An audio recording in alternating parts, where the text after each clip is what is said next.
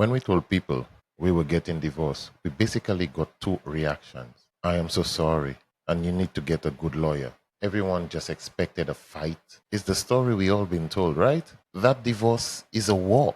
It's lawyers at dawn fighting over every last dollar and every last minute with the kids. It's this bitterness that just poisons holidays, birthdays, and graduations. For years, that's the end of your family. And honestly, for a little while, it felt like it was heading that way. Divorce is painful. There's no version where it isn't. And we definitely had our moments of anger and hurt. You can't get around that part.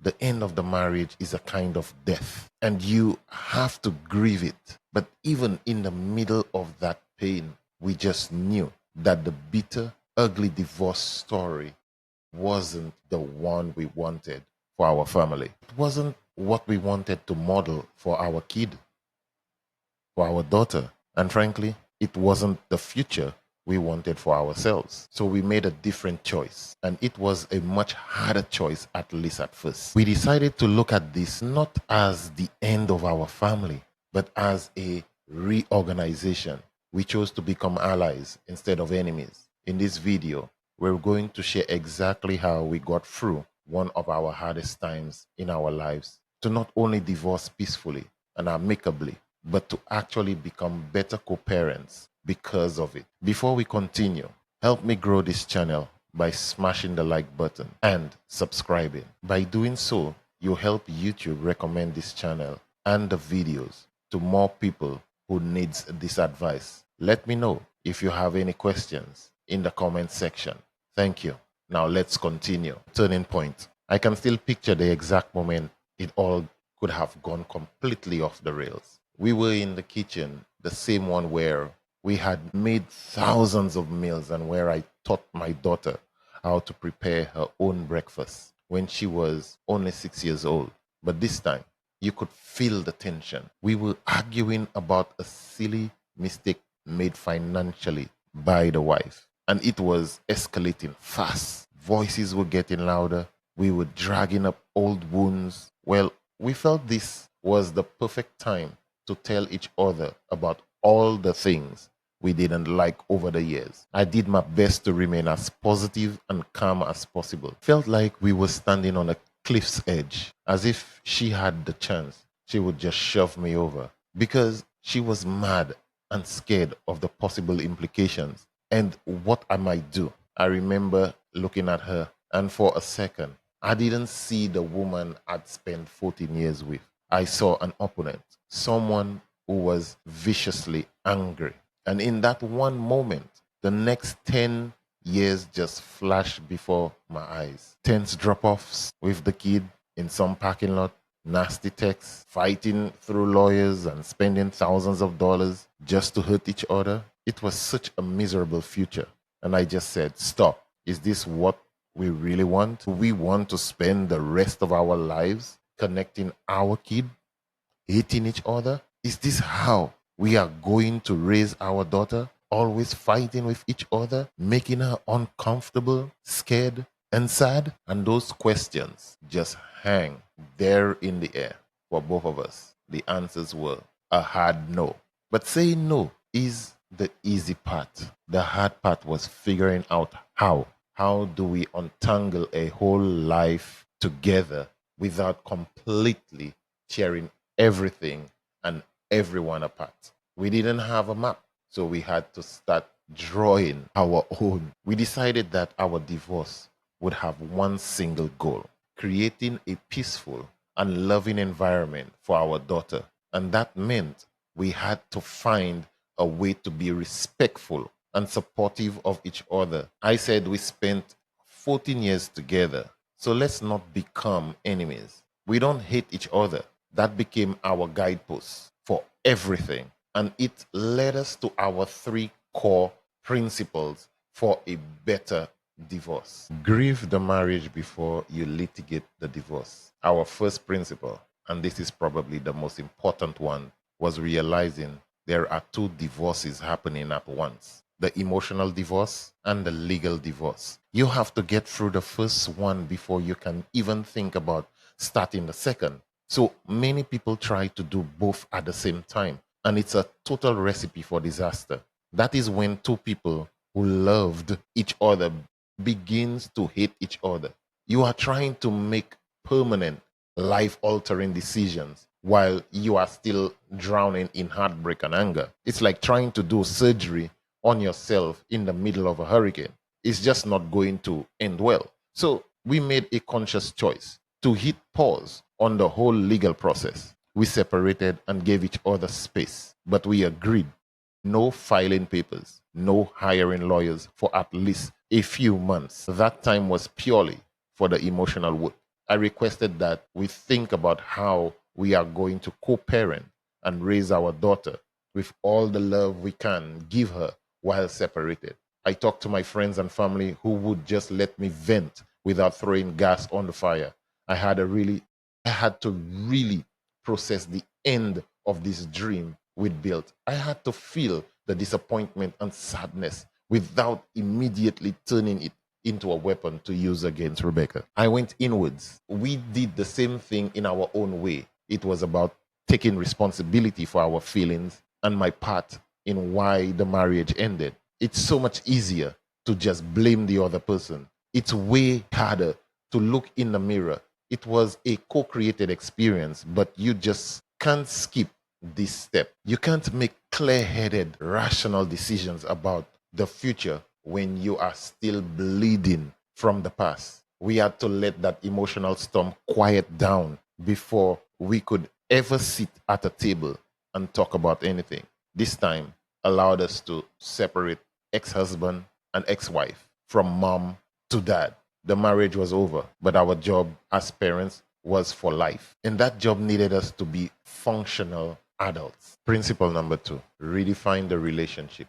Think like a good friend. Once we done some of that emotional heavy lifting, we were ready for our second principle. We had to redefine our relationship. We literally sat down and said, okay, our romantic partnership is officially over.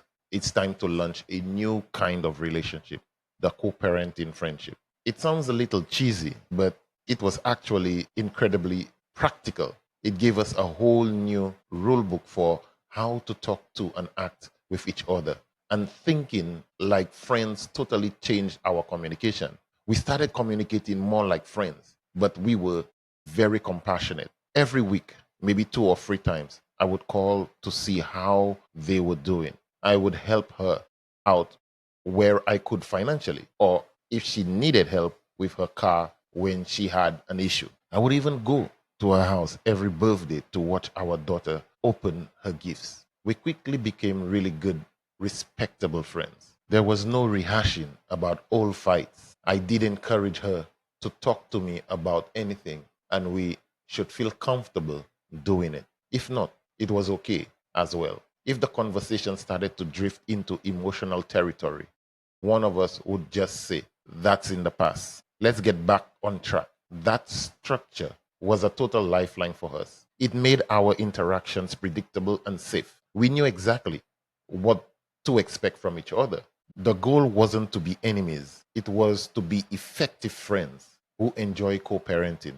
And over time, that consistency and respect actually rebuilt a foundation of trust. We proved to each other week after week that we could count on the other person to be responsible and put our daughter first. We learned to communicate well because there were no more fights. We could call each other and have a few laughs about things about our daughter or things our daughter said or did, or even about stuff that happened at our jobs. And for anyone listening who's thinking, that sounds nice, but my ex would never do that. I was the one who suggested it because I am a very positive person. I didn't pitch it as, hey, let's be buddies. I framed it as, whatever we do, let us make it with our daughter in mind because our kid needs to feel secure. This is how we make our own lives less stressful and more stable. When you focus on the shared goal, the kid's well being, it just becomes a logical, practical solution. And finally, principle number 3, build a communication toolkit. Our third principle was about creating a specific set of communication tools. It wasn't enough to just agree to be respectful. We needed clear black and white rules for how to talk to each other, especially when we disagreed, because you are still going to disagree. A good divorce doesn't mean you never have conflict. It means you have a healthy way to handle it. The kids are never messengers, period. Our biggest rule was number one, with a bullet. Our daughter was never the messenger, period. We never ever said, tell your mom this or ask your dad about that. That just puts them in the middle. And it's one of the most damning or damaging things you can do to kids in a divorce. Communication about schedules and parenting stuff went directly between us, either in our weekly calls or via texting. Our second rule was the 24-hour rule. If I sent a text that made Rebecca mad or she sent a text that set me off, we made a pact that we were not allowed to respond for at least 24 hours. It completely stopped those knee-jerk emotional replies that just make everything 1,000 times worse. It gave us time to cool off, think about what the actual issue was, write a response that was productive, not just angry. It saved us from so many pointless fights. It wasn't easy because Rebecca would send me some long texts to get under my skin, but I wouldn't read the entire text for 24 hours. Then I would make sure my reply would be a positive response. And our third tool was accepting what is and being our best selves for the sake of our daughter. The point was that we are now friends, but great parents. We felt that we didn't need a third party in our relationship and that we were smart and grown up enough to not bring in lawyers, which could complicate our lives more than we wanted. We didn't want any added stress. We didn't hire lawyers to fight each other. We communicated constantly to find a solution together. Some couples do need a mediator. A mediator's job isn't to pick a side, it's to help you both find the common ground so you can make an agreement you can both live with. Honestly, it was so much better to make those decisions for ourselves rather than having a judge who doesn't know us or our kid to decide our future for us. It also saved us a truly staggering amount of money and stress. So, what does it all look like now, years down the road? It looks like peace. It looks like our daughter has two happy homes, not just one broken home. It looks like us sitting next to each other at our daughter's graduation, cheering for her from the same sideline. We check up on each other to make sure the other is okay and is always there if we need each other in the best way possible at the moment needed. It's not because we're best friends or because we secretly want to get back together. We both have our own separate happy lives. What you must understand is that we were married for 14 years. And I believe that is a long time to know someone. So why become enemies now? But we are still a family. The shape of it changed, but that foundation of love for our daughter and respect for each other is still there. We get to celebrate our daughter's birthdays and graduations together without all that awful tension. We can plan for the holidays with a simple phone call, not by consulting a legal document. Our daughter has never been forced to choose a side. She just sees two parents who treat each other with kindness, compassion, and still work as a team. That's the outcome we were fighting for. Not by fighting each other, but by fighting for a totally different kind of divorce. So there you have it. Divorce is an ending. There is no doubt about that. It is also a new beginning, but it doesn't have to be a war. It's not easy, and it takes a ton of patience and self awareness from both people. You have to actively choose this path every single day, especially on the days it feels impossible. But the rewards for your own sanity and more than anything, for your kids are worth everything. It really is possible to untangle your lives with dignity.